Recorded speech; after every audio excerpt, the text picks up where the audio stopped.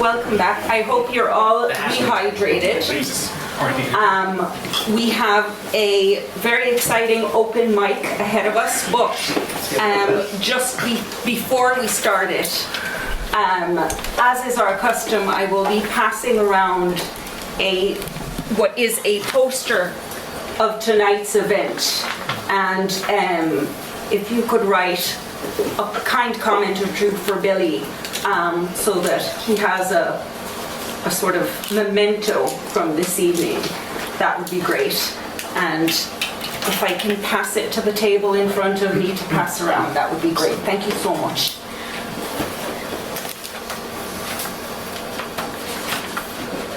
And as is our custom, we always have the first poet of the evening be Dominic. So you don't need me to introduce him. Dominic, over to you. Thanks a million, Dora. I'm actually not going to read my own work tonight. I'm going to read two little poems from this new collection by another friend of ours, Richard Halpern, who was a guest here this year. And the reason I want to read his poems is that he has two nice poems here dedicated to people who had a long association with poetry here in Limerick, and especially the White House. And Billy also referred, actually, congratulations, Billy, it was fantastic reading, really enjoyed it. Yeah, and I admire your ability to remember to read them without actually having to read them. So Billy drew your attention to this photograph here. This is the White House Poetry Revival, began by Barney in 2003. And the first night there, one of the people who was there was a friend of ours, the late Bertha McCullough. Oh yeah. And Bertha is probably an unsung hero of the whole series, because when it started, people said it wouldn't last, it was just karaoke, forget about it. Bertha championed it, and I always felt that once Bertha was at an event, we were doing something right.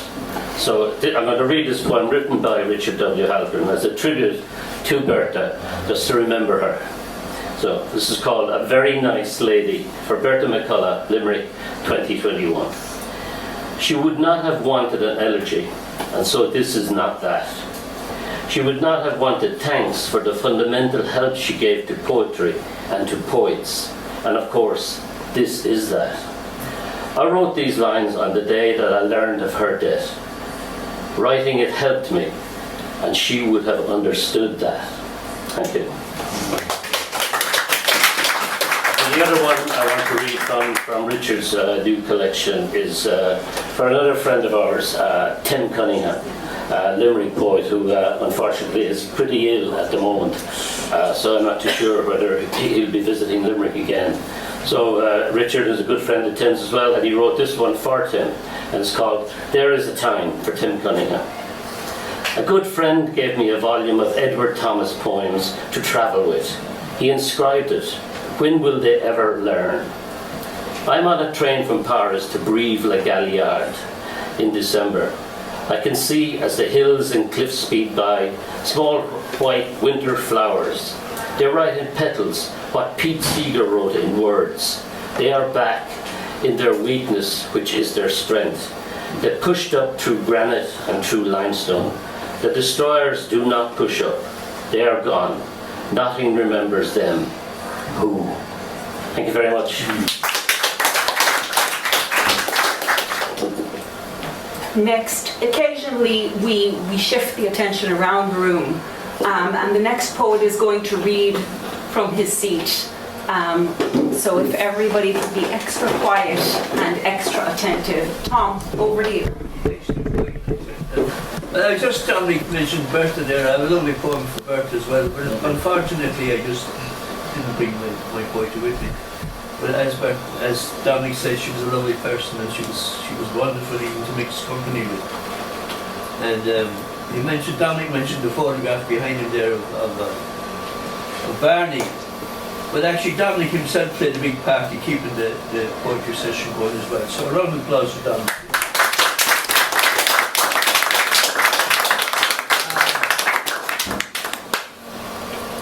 I didn't bring anything with me, so I'd do something from a memory really from my childhood. When moving into Ballinanty, we invaded actually farmland way back in the 50s. We actually moved in. You could say that over John's castle there was County Clare, and then you had Toomingate and you had Ballinanty and you had Cleary. We actually invaded farmland. And as a young child at 3 years of age, I wasn't able to climb the wall to see what was over the wall. But as I got older, I managed to climb over the wall and I saw this wonderful field of corn. And remember back then we didn't have any television, so we didn't see all these things back. We didn't see planes, ships or farms or anything like that. What we saw was with the eye. And this poem, every time I recite it, if there's any farmer in the company, he would come up to me and say, "What farm did you have?" Which I never had a farm anyway. And it's called, we'll just recite the poem, I can't even remember the name of it. With the tumbling paddy and the horse-drawn plough, the reek, the whine and the cock, with the chaff of corn and the thrashing flail, farming now seems mock. When the milking herd were milked by hand and the harvest cut by sigh, I helped my father work the land under all four seasons sky. With the planting in the springtime and the digging in the fall, with the saving of the harvest I would hear the corncrake call. But the winter months were long and hard, I watched my father age. With the grubber and the harrow, with the ragwort he would rage. With his old clay pipe you'd hear him think, he'd check the clouds above. And with a smile he'd turn the soil, with the land he was in love. But time will wait for nobody, and the mowing bar came next. With the tractor and the combine, the corncrake lost its nest. And I often heard my granddad to my father, he would say, "'Tis nature that will suffer with the chemicals and spray." But I myself have memories of my mother making bread, with the oven on the fire and the crane overhead, with the kettle and the skillet hanging side by side. "Fetch some water for your mother," my grandma often cried. With the churning of the butter and the shaving of the pig, with the curing of the bacon and the skimming of the milk, with the feeding of the chickens and the baking of the bread. When my mother's day was done, it was time to go to bed. She no sooner touched the pillow when the cock began to crow. She no sooner had her children when they began to go. And one by one they left the land in search of better ways. But what they learned on the farm stayed with them all their days. Now that I'm a granddad, my son works the land, with his tractors and machinery and his pipe in his hand. With my grandson there beside him, he'll check the clouds above, and with a smile he'll turn the soil on the land my father loved. Thank you. Thanks so much, Tom. And it's great that you're passing down poetry in your family as well. More on that later. Next, we're travelling across the room to another corner poet. Martin, come over and give us a poem.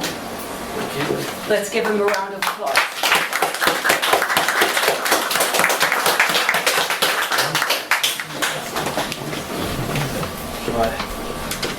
I'm often accused of being a Cockney.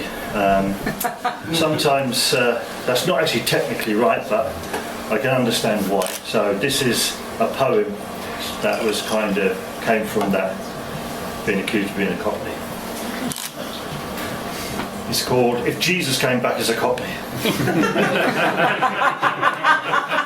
If Jesus came back as a Cockney, he ain't going to talk like no toff. If you ask him to teach on the Sabbath, he'll most likely tell you, fuck off. If Jesus comes back as a Cockney, the miracles will start to appear. He'll fill all the flagons, turn water to wine, but the wine will taste more like craft beer. If Jesus comes back as a cockney, the rhyming slang he'll give a bash. A score pony a ton, a monkey or grand, learn to count out his bangers and mash. If Jesus comes back as a cockney, I guarantee I will be saved. He'll change all the rules for the mules and us fools. My exclusion from heaven is waived. If Jesus comes back as a cockney, with disciples you may not desire, with Ronnie and Reggie as Peter and Paul, Judas might be Danny Dyer. But if Jesus comes back as a cockney, you might think he'd give us some hope. But I'll bet you too, Bob, in the Enclaves type mob, he won't get elected as Pope.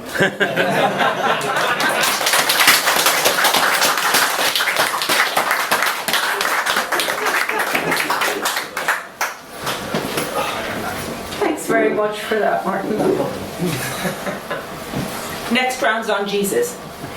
Okay, I didn't get to say hello to everyone at the start of the evening. Is Rob Cross here? Yes. Ah. Sorry, I remembered Rob. I did not remember the last name. Come on. Properly following Jesus, we have Mr. Cross. Okay. Oh, that's that joke, sorry.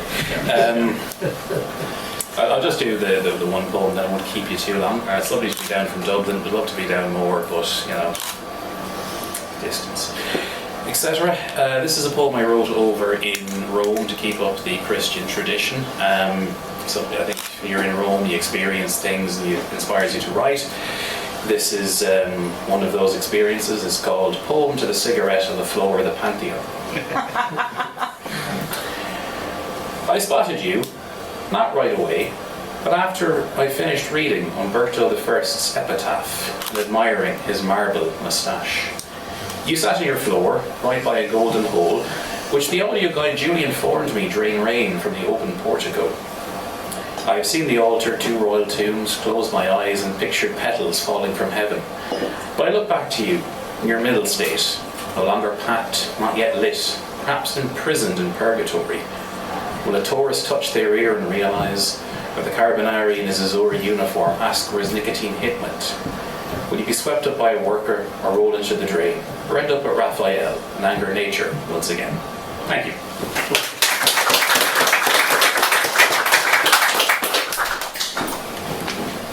Thanks very much, Rob. And I think since Rob hasn't been here for long enough, we can consider him a new to us poet and give him another round of applause.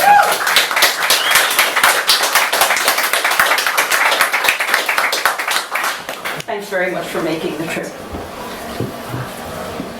Next, we're staying at the same table. Dara, will you give us the next poem, please? Oh, I'll try.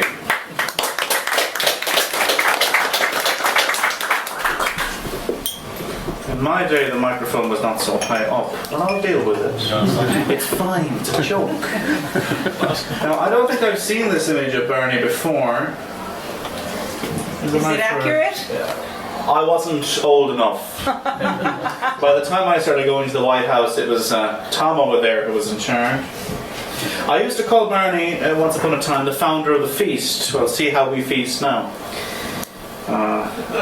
I'm mainly here because my good friend Rob is down from the Big Schmo to teach us his lessons from the Dublin poetry scene, his sunflower sessions and his flair and all that nonsense. So I'm not going to take too much of your time because my notebook is full of emendations and changes. I'm going to read you one serious one and the funny one that you've all liked in the past. It's on you anyway. It's only one again in my poetry, it's fine. Yeah, well, that was always Tom got the joke. This is a new one. It's full of corrections. No name.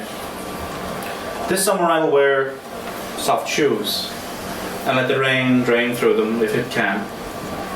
Molten canvas, round melting cardboard soles in warm relief, and I will drink cold cider like my friends and walk the bridges like a tourist would and stop and sit and ask for this and that in some half-empty Galway pub where all the staff are children, or so it seems. and all the guests are loud. And when my lease of summer has worn through, I'll put on heavy boots again and let the rain drain through them if it can. Which, as you might have noticed, I'm doing. So. This one I've read here before. I don't usually like to reread poems, but what can one do? This one is probably appropriate. Otherwise I'll get maudlin about the past, which nobody wants. I also have a purple jacket, but not the pants, so maybe next time Stephen and I can coordinate. Writing poems while drunk, you know this one. Mind composes, hand disposes. A drunk wrist paints violent, scratchy strokes in the homely silence after mirthy binchfulness. A scarf blown in the wind becomes an unbecoming metaphor, the muse of overconfidence, and swaying softly at the kitchen table, drunk's genius will be unreadable tomorrow.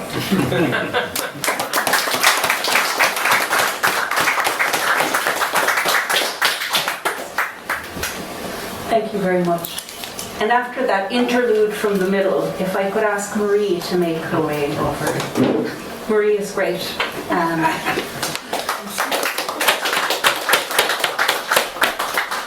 tell you why after. Okay, so I have a response here to Tom's ideal countryside. So we lived out the countryside about 6 miles away from the town, and obviously no shop. So a van man came every week on Tuesday and Saturday. Van man. He arrived in an Aladdin's cave on wheels, a purveyor behind double doors, conveying a mix of aromas, petrol, carbolic and sweet, with sprinkles of plough moss. He bantered with Mother, winking as he promised that the bananas were fresh off a steamship, which we sliced in checkerboard style on thick cuts of Quigley's crusty white loaf.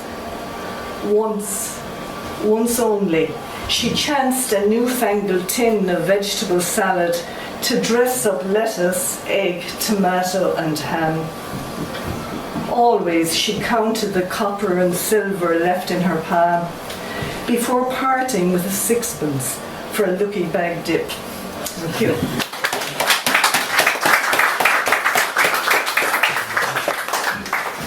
I just want to say, other than the lovely, lovely poetry, which I enjoy every time, Marie is one of the people who always supports up-and-coming poets and just basically any poet around her. So thank you for being such a supportive member.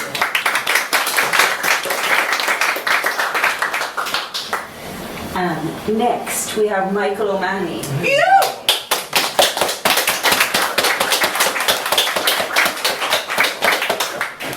Michael, it's wonderful to have you here with us. Thank you. I intended to read something else, so sorry for bringing the tone down, but here we go. Sometimes in the evening, I take a little rest. I remember long ago the times that I loved the best. I'd run home from school, drop my bag in the hall, off to the field I'd go, under my arm, my football. I'd play, I'd laugh, I'd feel so free, there was nothing bothering me, until I'd hear you call, come in for your tea.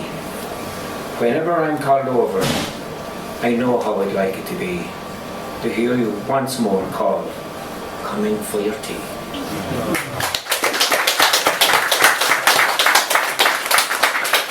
So I'll take this opportunity to plug one of the things on our table. This is Skylight 47. It's a magazine out of Galway. This is its latest issue. Valentine Jones has a poem in it, if any of you know them. It has a poetry masterclass in it and wonderful, wonderful art. So go over and have a look later. They're €8. And next, we're still kind of in the middle area with another fine Limerick poet, Edward.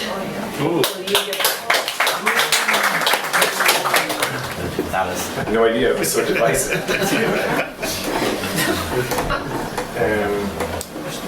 Already looking forward to next month. Steve and Dara matching bright purple blazers. Well, Billy, absolutely wonderful reading. It's too many years since I've heard you read poetry, but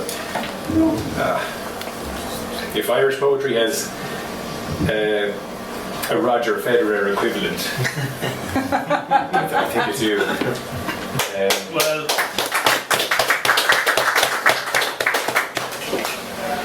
sure, thanks. I'm just going to do two very quick pieces. The first is a rejection letter, and most of you are familiar with what the rejection letters are, so I'm not even going to explain them. It's exactly what it sounds like. They're rejection letters to poetry submissions, but they're fictional. Dear Mr. Arthurs, we pride ourselves foremost on our exceptional standard of elitism here at Rentons. We can't say that in so many words in our submissions guidelines, but did you not feel that it was implied? Look at it this way. You have a rejection letter from us now, which is at least some acknowledgement that you exist, and perhaps more than you should have expected. Maybe get a nice magnet and stick it up on the door of the fridge. Dismissively yours, Theodore Windsor, poetry editor. And a quick poem from Exquisite Prisons. I think it's the last poem. Yeah, it's the last poem in the book. It's called To Be Kissed Extraordinarily. He yearns to be kissed and kissed extraordinarily. He looks around the cafes and the bars and the streets where his face is a known one. And he takes in the people there, kissing, always kissing. Everybody is at it. There seems to be nobody left who isn't quenching a thirst for ordinary, bland kisses, wishy-washy kisses. He yearns for more than those. A harrowing kiss, he thinks, just might be extraordinary. And he imagines this, being on the receiving end of a kiss that could only be described as harrowing. She need not be beautiful. It would be better, perhaps, if she wasn't. Why? Who knows? He imagines being left somehow altered by it, being so perfectly harrowed that he'd never quite come back to himself after. Thank you. Is Ian around? Ian Dillon?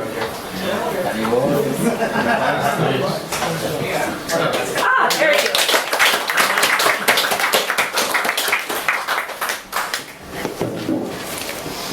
Hello, Paul. First time. Well, no, second time reason. Third time at Monroe. Let's see how we go. And it's called A Place of Rock and Clay. Thank you for that. It's called A Place of Rock and Clay. We made our way on a red raw day to a place of rock and clay, and drank our fill on the greying hill looking out upon the bay. We fell in love on a red raw day in a place of rock and clay. Reclining atop some green outcrop, we gave ourselves away. We stopped a while on a red raw day in a place of rock and clay, flicking coins round ribbon trees as our smile began to fade. We came to pray on a red raw day in a place of rock and clay. Covenants made and covenants broke in the self same way. I'll ne'er go back on a red raw day to that place of rock and clay, to mistake my dreams for sacraments and moments for an age. Cheers. Whoa.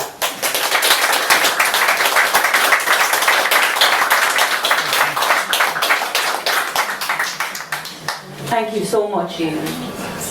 That was lovely. And since You just have to come back for my beer.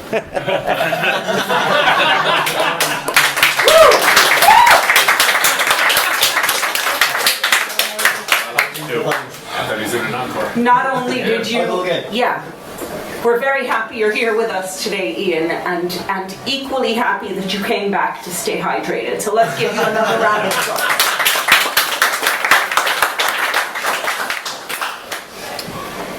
Next, Peter. I saw Peter. There we go. And let's give him an extra round. An extra long applause. Hello everybody, it's lovely to be back here in the White House. And tonight's poem really is about a suit. And I want to talk from the perspective of the suit, so I'm talking about the suit's perspective. It's called the Mott suit. For 3 long years, with dusty shoulders, I hung in the wardrobe, containing a lethal surprise, all revealed by opening the fly, which brings a tear to my owner's eye. These culprits long gone, their flattened, ink-stained cocoons, all that's left, concealed along the crotch, makes my poor owner bereft. These knee-lined pants to keep out the cold have seen better days.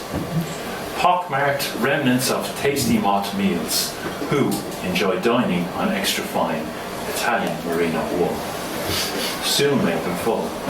Alas, now threadbare, I easily tear, to try mends such a futile task as they finally come to their end. Now, we've been together for 30 years, a perfect navy suit for all occasions. Interviews, christenings, communions, weddings, graduations, and even funerals. Celebrating all those important moments in life, except when trying to keep a low profile. By not standing out like a sore thumb, particularly starting a new job, being obvious to everyone. Oh, I remember the day we first met in a Dublin menswear shop, being one of 3 suits left to choose. My Dutch label and fine Italian tailoring ensured I was the winner outright. A 3-button jacket with no slits at the back made my owner feel sartorially stylish, worn together or separate. Now, as time passes by, we'll both eventually unravel. Thank you very much. Thank you, Dominic. And thank you so much, Peter. The next poet is a poet who I've heard doing Shakespeare-inspired rap, poems about seasons. I've heard her do many, many different poems, so I can't wait to hear her read tonight. Breda, come up.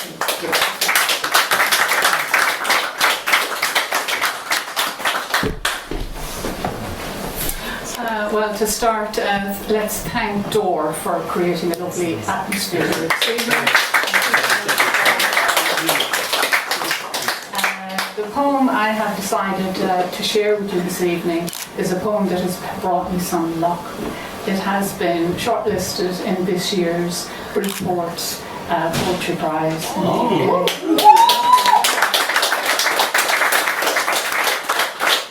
The title of the poem is entered into the record, and 2 events occurred that triggered the poem. The first event was the arrival online of the 1926 census. I didn't know what age my father was when he passed away. He was somebody with whom I did not have a great relationship, if any relationship. And then at that time, myself and my husband, we were going touring around the Waterford, Wexford area, and we called in to visit Tintern Abbey. And there are 2 ways of accessing the Abbey. You go in the main gate and drive in the avenue, which is about a half-mile long, or you go in the main gate and park there. There's an extensive parking area there, and that's where people start hiking through the woods into the Abbey, which is what we had decided to do. And I'm afraid the trail was just so beautiful. I'm not going to go on about it, but it took me out of the understanding that I was going to visit the Abbey. So when I arrived out of the woods and saw this big flank of a building, I went, oh wow. And it was then that I saw the poem. Entered into the record. I came through the woods into it, bluebells raising the ground like something spent lavishly for no good reason. Beach just breaking leaf. The Abbey, its arches open to the sky like a body insisting on its own forever. When something is taller than your thinking, you stand under it and look up. The stillness rose around me. Yesterday I learned my father died at 60. 60. I had him worn down further than that, 70 at least. Gave him the years like topping up a drink so you don't have to see the bottom of the glass. On the census, he is not yet one. Age 0. Only a body entered into the record. Above me, crows. That early season urgency, eggs laid, their black bodies scoring the same air their kind has always done, long before any king decided what would stand and what would be gutted. The confidence of stone, the way it sections the sky into panels of light, and yet it was broken open, stripped, turned out, not by time, but by want, by a man deciding the world should answer to his need. I thought of my father again, not the man I left, not the shouting or the drinking, but the arithmetic wrong in my head, as if a life like his needed more time to account for itself. No part of me answered him. The stone holds, the arches go on opening, the crows break the air as they rise and settle, and I am still there, adding years to a man long gone, as if misremembering time could make it all add up.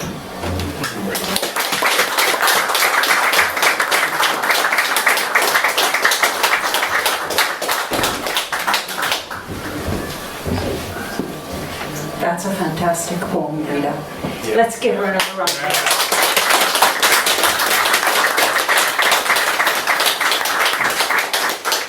Congratulations. One of the things that I love about First Wednesday and about poetry in Limerick in general is the warmth and the sort of community spirit here. And the next poet, we wouldn't have that light up there if it weren't for them.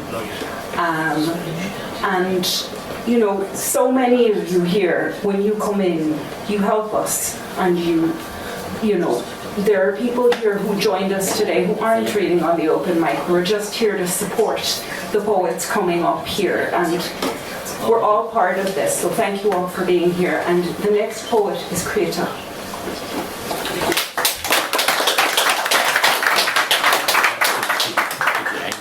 First of all, thank you, Billy, for the lovely poems. I really enjoyed them. I've been kind of struggling writing recently, and I think I got at this poem 3 or 4 times before I came to this. So it's called Fairy Song. Left turned, less travelled paths that lead on. Freshly crushed tracks and soft melted spring snow gladly to allure a fairy song. Fresh streams conscious from where they spring guide a thirsty longing, and wanting to succumb to a sweet melody laden with harp-like notes from the tributary. The ancient oak slope creaks holds distorted hopes and dreams, for they sing inside the fairy tree. Good nuggets.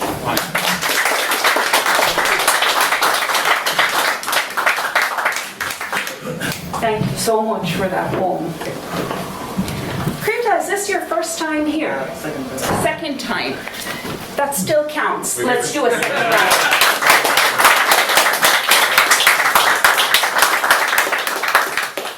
And we hope you come back a third time.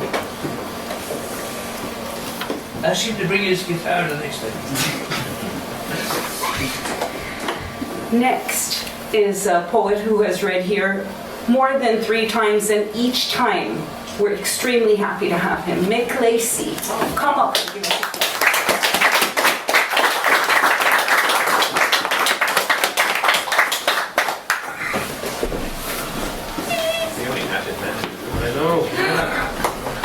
I always feel my poems are like mucky feet walking across beautiful white tablecloth. This is about, I had 2 friends, Paul Paddy Finnegan, who was from Galway. There's a picture of him on the Museum of Modern Art in Galway shouting. He was always shouting. He used to speak. He was a school teacher and a spent column. And he ended up selling a big issue. But they used to speak in Latin and Greek, and Doyle would translate the Greek into English. And the name of the poem is "Cheer Up, You Bleeding Mouth."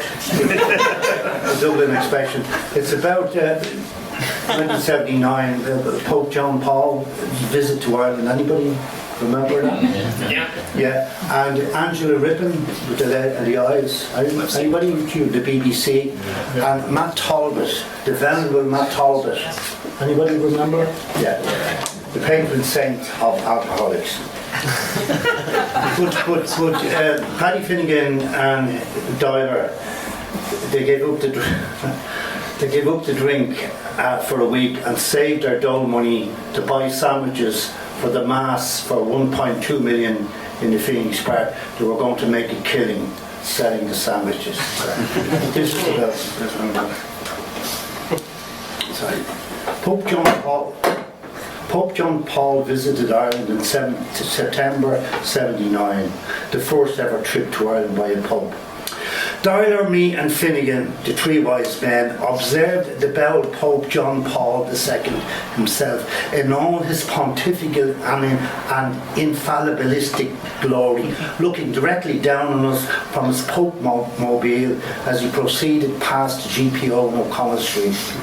A rather lanky plainclothes Garda with a machine gun ostentatiously concealed beneath his long coat, demonstrating his importance, ran frantically by the mobile side while eyeing us suspiciously, thinking we might shoot both the Pope and him in that order.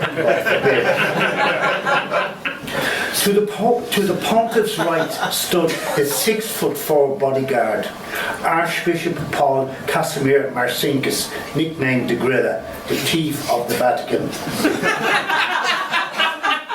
To his left stood Archbishop Eamon Casey, the jockey of the West.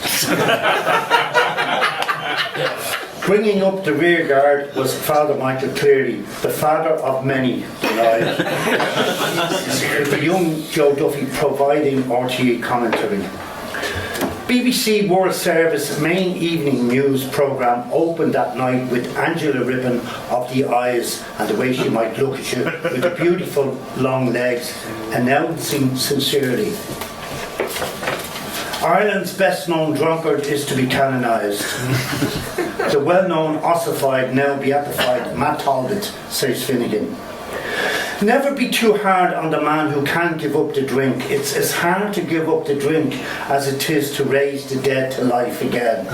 But both are possible and even easy for our Lord. We have only to depend on him, says Matt Talbot. I'll drink to that, uttered Finnegan from his small bedsitter flat on Leinster Road, Ackerdal he had the same night, as he took a sworn last swig of his whiskey bottle, promising to go on the wagon for 2 days. Concilium sepi, he sheepishly and connivingly muttered in Latin, his eyes narrowing. I have a plan, Doyle translated. Him and Doyle gave up the drink for the 2 days, and with their dole money purchased 40 sliced pans, 5 pounds of margarine, 4 dozen eggs, 15 tins of sardine, Finnegan loves sardines, 10 boxes of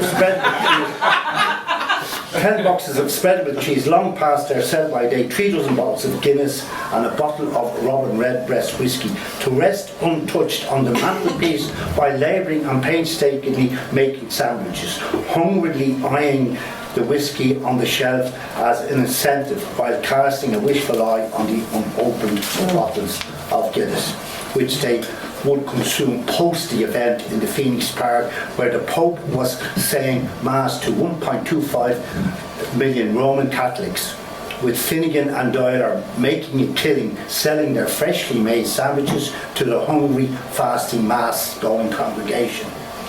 Od magnum lucrum, Finnegan snarled greedily in Latin.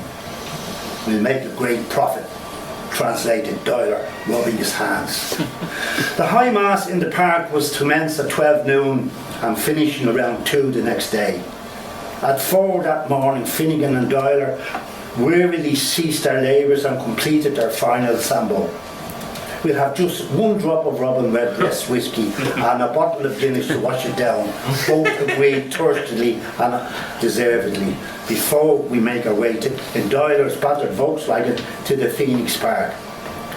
They woke up at 8 that evening and missed the entire event, and the bell pontiff long gone, up she flew and the bird had flown.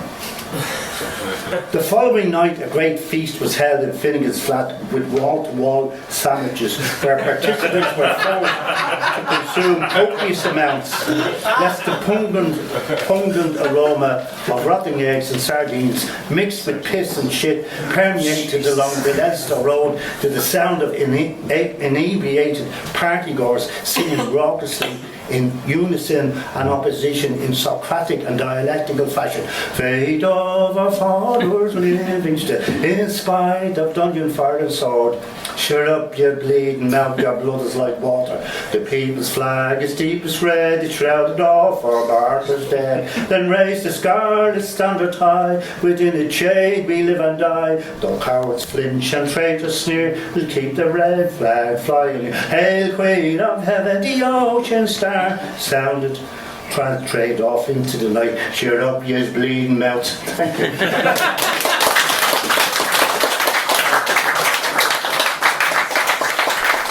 Because this is the second Pope you've mentioned in the last couple weeks. The first one was accidental due to an accident with his underwear, and now the teeth Pope. I think there's a collection there. Yeah. Poems about popes or something like that. Next month. Next. So we heard from Tom McCarthy earlier, and like the farm, they've passed poetry on as well. Hiya, will you come and give us?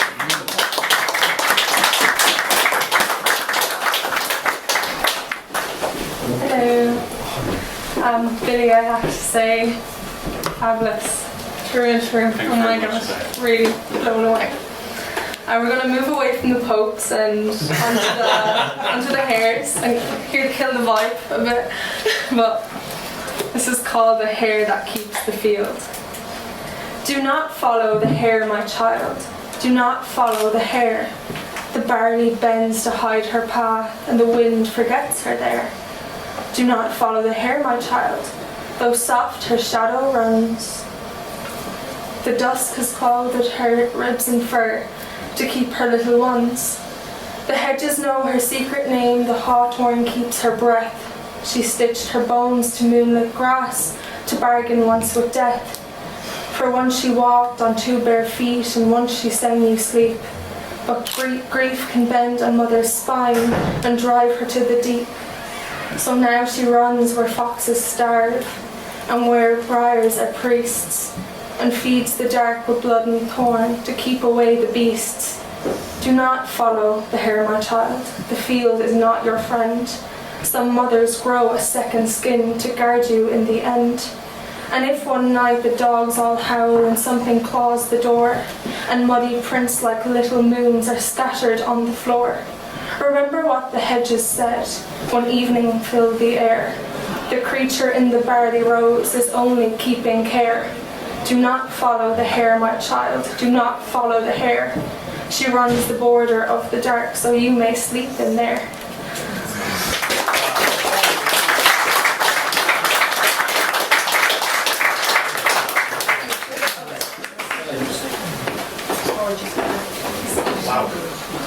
Thank you so much, Kaya. There's something really incantatory happening tonight. I love it. Thank you so much. And we're going to continue in basically we're going to draw a line this way from you, Kaya. Tom Maloney. Hi. Come up and give us a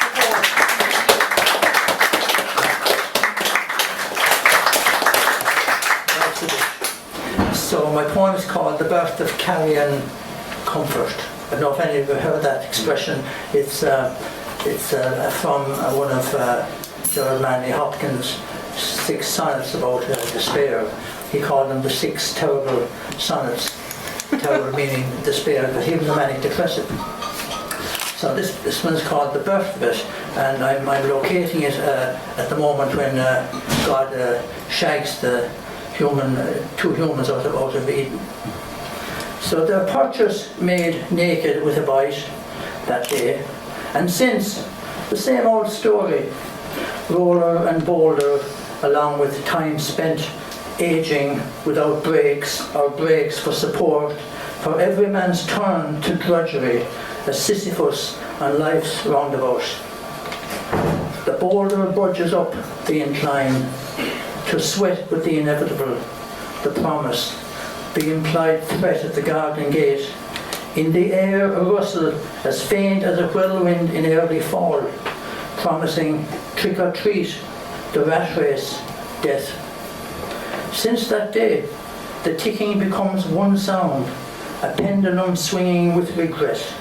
After the unseen spiel, out of pure spite, he's brooding over, for who can say, let down at the state of the garden, an eco-desert for the want since life's exodus.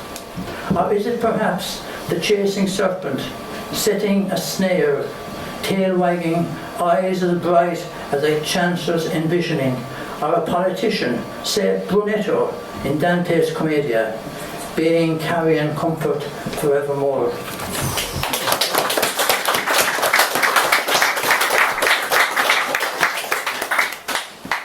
Thank you so much. Before I ask the next poet to come up, who is from the general vicinity of the event that I'm going to mention, that's you, Joe.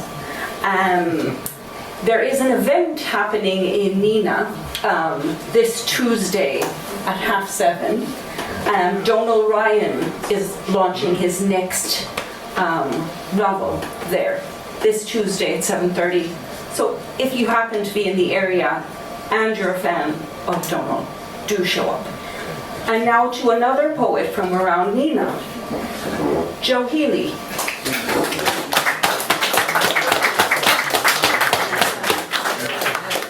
Well, not another, the poet from around. No, I'm Wesley McAfee. We're going to do this close enough. This is a Limerick hurling poem, and it's a bit more about Limerick as well, and the way, I suppose, a city gets the name and things. And but it starts in Cork, and Billy mentioned a good friend of ours, Paul Casey. Paul had a tribute to Christy Ring, who was a very famous hurler in Cork, and that's where the poem began. And it's I know they've won a lot lately, but in 2018 we were waiting 45 years for a title, and it's called 45 Years. At the Christy Ring tribute, Paul asked, do you have a poem about hurling? 45 years came back in a flash. Do you know what it's like to be told you're not good enough? I have had enough. Going to do what I love.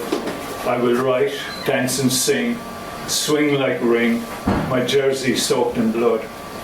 Years of hearing Limerick hurlers are just a bunch of junior players. Until 2018 in Shannon side, when I whispered names to Mackey's statue. Quaid, Dowling, Flanagan, Mulcahy.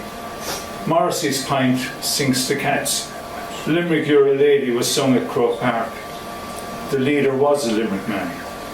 Those years of Limerick's gang wars, shootings, stabbings, put down wherever we went. Now we have pride in our city and county. We crawled out of Shawshank, faced the rain and laughed, free to be with you as equals, to enjoy the music of poetry and marvel at the magic of hurling. Go!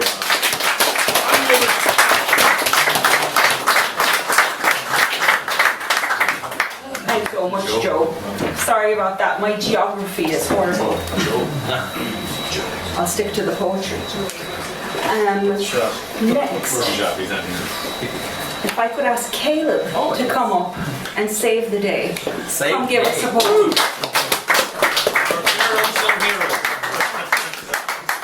There's no need to save the day. It's been a lovely evening. Joy, you're doing a great job, and Billy, thank you for a fabulous reading. I'm going to read a poem out of this selection of poems I got published a few years ago as part of Revival Press, edited by Editor Dwyer and launched by a good friend and mentor of mine, Tim Cunningham, which Dominic mentioned at the moment. This poem was one of those poems that was kind of a pain in the arse, to put honestly. Went through a few drafts and Tim quite enjoyed it, and I was like, why? And he was just like, well, you know, the difficult poems are the ones that are the best ones. And if it was easy, everyone would be doing it.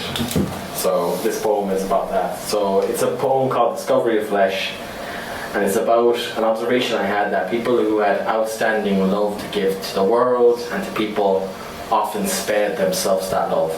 And it's the interaction of two people like that meeting each other in an intimate setting. So it's called Discovery of Flesh. Here is where we meet, where perceptions once and often narrowed has challenged the sheets of each other's mind. In this bed we watch our legs like stilts splinter the sheets. You break apart on the covers and trust your weaker limbs at the broken areas as splints. Look now as our mouths self-stitch themselves shut, blocking the bloody words that purged us 7 years bad luck in our broken mirrors. Let's break them open on our organs. Our skins taking the full blow, our poor skins like porcelain, almost reflected, cracking now with our bloody tears, those ones that judge us but now roll down our ever-longing cheeks and spoiling the already spoilt sheets. Ablutions, you said. That's the word for it. I refuse to take any more answers. This was a questioning. It is simple discovery, so simple like we've always wanted. Our little scars on our skins telling all our answers.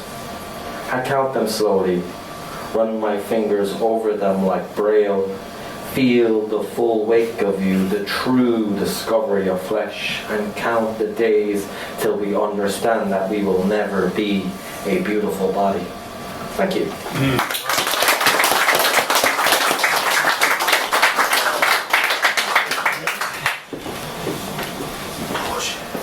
That was such a beautiful poem. Thank you, Caleb. So today is an anniversary day.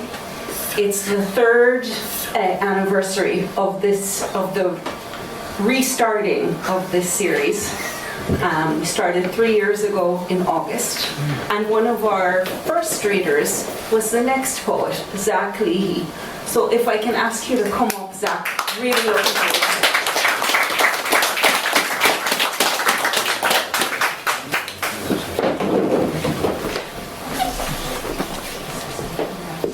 Thanks, Dora. Just really grateful for the opportunity at the time that Lauren and Dora offered it to me. And I'm still here, so it's a reason for it.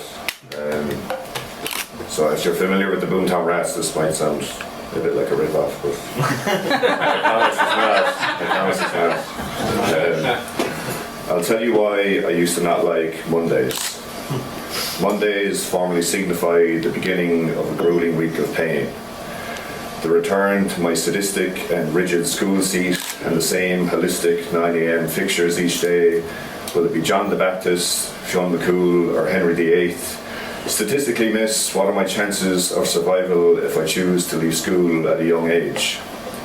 Catherine of Aragon, divorced, married, or beheaded, the teacher would ask again, to a silent room and wait, while I am detached, existing somewhere plainless, a world away. Gazing out the single-pane window at the cold November rain, dreaming about something more important, like cartoons, birthday balloons, first kisses, the beautiful game, her voice rippling through my brain like a pebble skipping across a lake. Repeating, skipping, repeating, skipping, it fades. I'll tell you why I used to not like Mondays. I have 99 unread emails in my inbox after a week's holidays that my boss made me take. My out of office notification was obviously a waste of my time and just reminds me how I'm employed in this 9 to 5 nightmarish hellscape. But I need the wage, I need to pay my way, I need to pay for my bills, pills, thrills and belly aches. I need to work, eat, sleep, save, work, eat, sleep, save, work, eat, sleep, save, repeat it until it fades. I told you why I used to not like Mondays, but now let me tell you why that this has changed. Mondays now signify an extension of my weekend, where I spend most of my time with you, thoroughly entertained. Mondays are for laughing with you about something stupid while going for a little dinner and cinema dates. Mondays are for staring longingly into your eyes, into your pupils, cursing Cupid, wondering was this chance or was it fate. Mondays are for reminding you of all the good in you and how it's not about finding yourself but being kind to yourself, which resonates. Mondays are for holding both your hands before the bell table goes dark and the movie projector plays. Mondays are for getting a nightcap in the commercial before walking you home to your apartment complex gate. Mondays are for kissing you goodnight, but then you asking me if I want to stay. Mondays are for sleeping beside you and waking up next to your beautiful resting face. So let me tell you why I don't like Tuesdays. Thanks.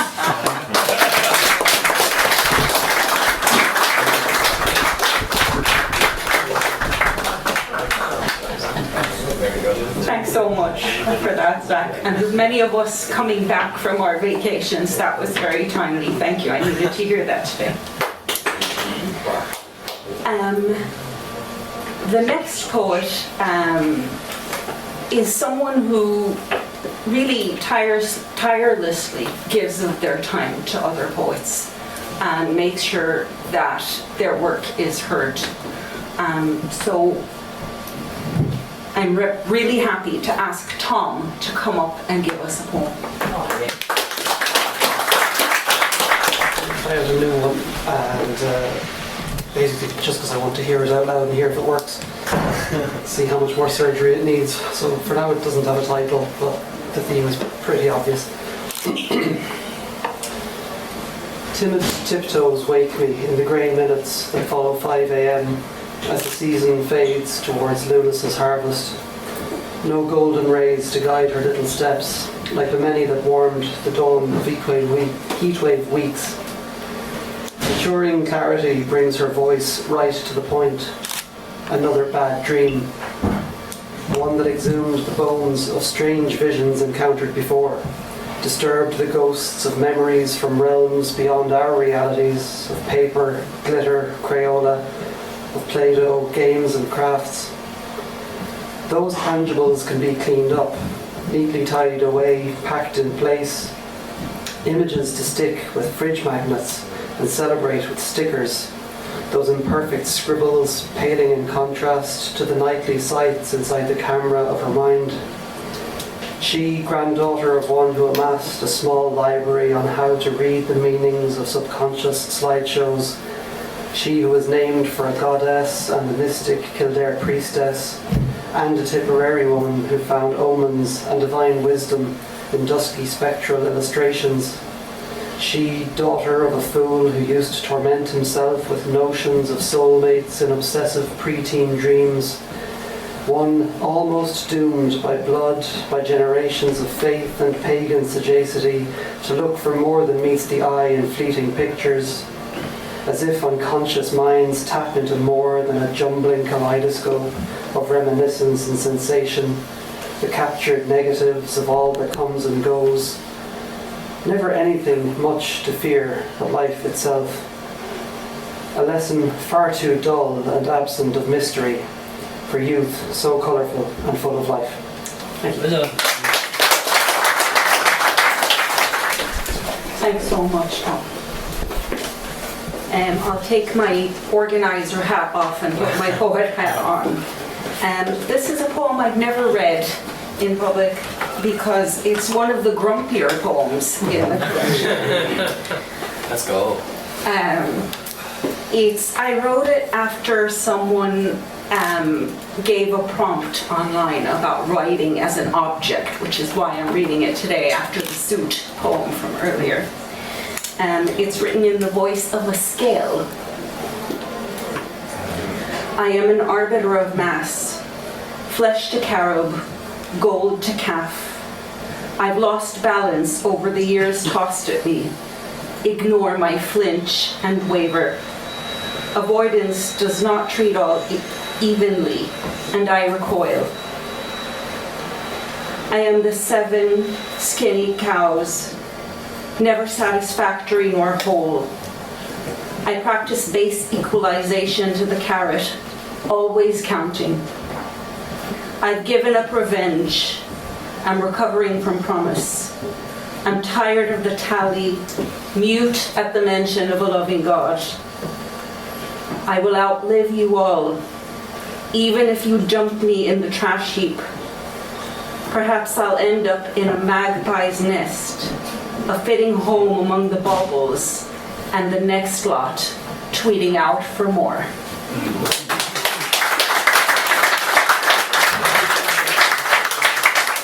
I told you it was a grumpy poem. Next, a poet who I always look forward to hearing and always look forward to seeing because of all the snazzy outfits. Stephen, come up and give us a poem. Thank you very much. It's actually been a real treat this evening and really fantastic. Absolutely loved it. I was a small bit late. I almost pulled a Dan. You don't know Dan, but unfortunately I won't be saying the trilogy poem this evening. He's not here. I wanted to hear the next one. He never seems to be here for any of the poems, unfortunately. We're going to call him Dan Dan the Invisible Man or Dan Dan the Non-Existent Man, one or the other. But today I'm reading something a bit different. This is a bit of a story. It's a poem, but it's a bit of a story as well. And in the last 5 years of my life have been a bit topsy-turvy and crazy, but they've come round, and this piece is basically kind of about that. It's called Invincible. It took years, but I did it. I created something invincible. A machine. I built it. I spent years lost. It started to malfunction. It wasn't meant to feel. Why? Why does it hurt so much? I gave you everything you needed. Why can't you understand? Nothing makes sense anymore. I gave everything. Love, tears, honesty, blood, sweat, and oil. They turned against him, scrapped him for parts when he slept. Told me I was a stupid robot. I didn't ask to be made, but I had to. I wanted to understand, and eventually I did. These stupid emotions, why did I program myself to feel? I shouldn't have made you. I had to leave. I couldn't do it anymore. The humans, they're all crazy. I just want to be left alone. But no, I couldn't stay away. I came back. They did it again. I would die only for I'm invincible. Reset the memory and let go. Who am I? I guess I'm something. It's a sunny day, it's beautiful. The warmth, the freedom, it's peaceful. I didn't think I'd ever feel the sun. I love what I've become. It took a long time. I kept track of it all. Didn't want to forget everything. I broke down. I wiped my memory dozens of times, but I couldn't be stopped. The world will never break me. Doesn't matter how many resets happen. If the old me must die, then so be it. I don't have an off switch. I don't know the meaning of giving up. I built myself this way. To push, to stand, to walk without falling, to get up after I fall, to keep going when I'm falling and I'm failing. To always climb the ladder one step at a time, to scream when I'm angry, to cry when I'm sad, to let go when I no longer need it, to accept when it's out of my control, to write it down when it's meaningful, to express how I feel, to give credit to others when it's due, to help as many possible people I can if I can do so, to seek others' help when I need it, to heal when I'm hurt, and to smile knowing I've been through all of this, and yet still, here I fucking am. And now I know. And now you know. But you know what? I know something bigger, something important, something about me. I know who I am now. I am me, and I am invincible. Thank you.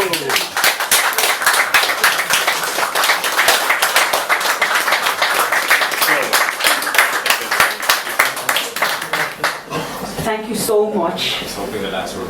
That's a fantastic poem, and it's great to end on that note.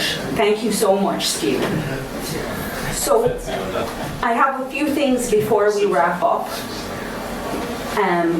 So, there are two historical things, well, two kind of eventful things happening in Limerick. One is, did you know that the All-Ireland skating championship is happening in town this weekend? Okay. Get my board.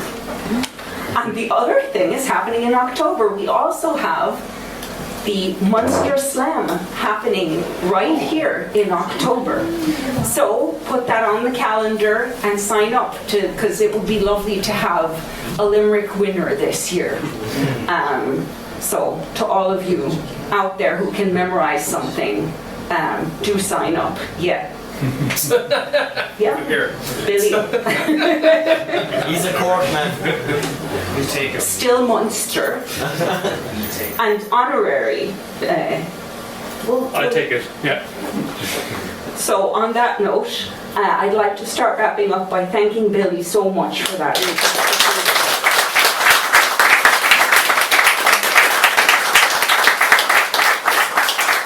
And if you haven't bought Billy's book yet, stop with Marion on the way out and buy it.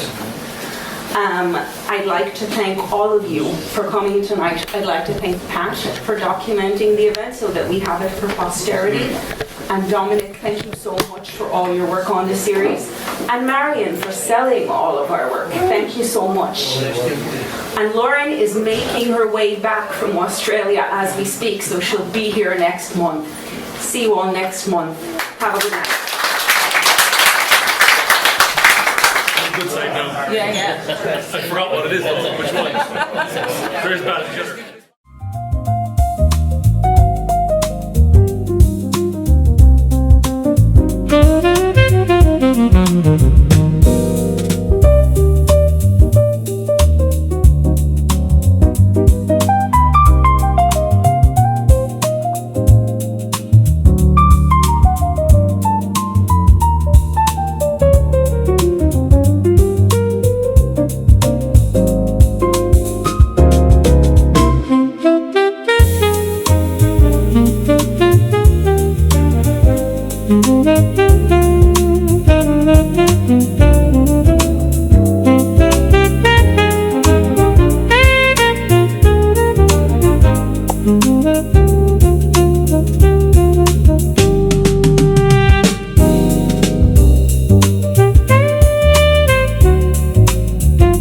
Mm-hmm.